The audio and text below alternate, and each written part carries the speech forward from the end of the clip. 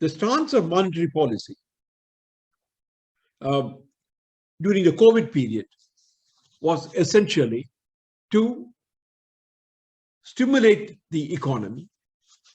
Because of the lockdown, the economy was in a bad shape, and therefore the stance of monetary policy was directed towards stimulating the economy. What does a central bank of a country do to stimulate the economy? They lower the rate of interest, and they make available more liquidity to the banking system so that they can lend more.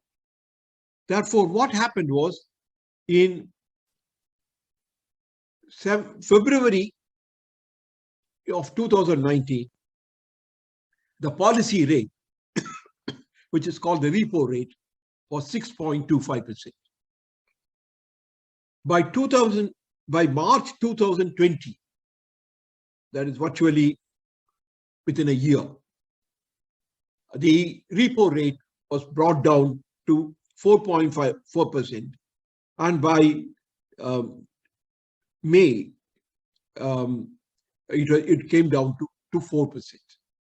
So the policy during the COVID period, so between 2019 and 2000 May, the attempt was essentially to bring down the repo rate, make available more liquidity, and thereby stimulate the economy. Then the situation turned. Inflation started rising. Therefore, the Reserve Bank of India, like many other central banks, started raising the policy rate to control inflation. So from 4% in 22/5/2020, as of the recent period, 7/12/2022, it was raised to 6.25%.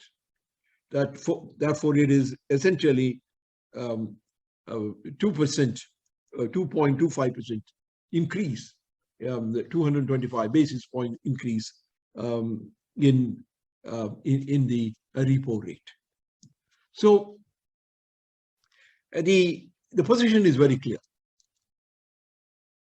We had a COVID period during which the economy was facing a downturn, and therefore to stimulate the economy, the policy of the Reserve Bank of India was to stimulate it.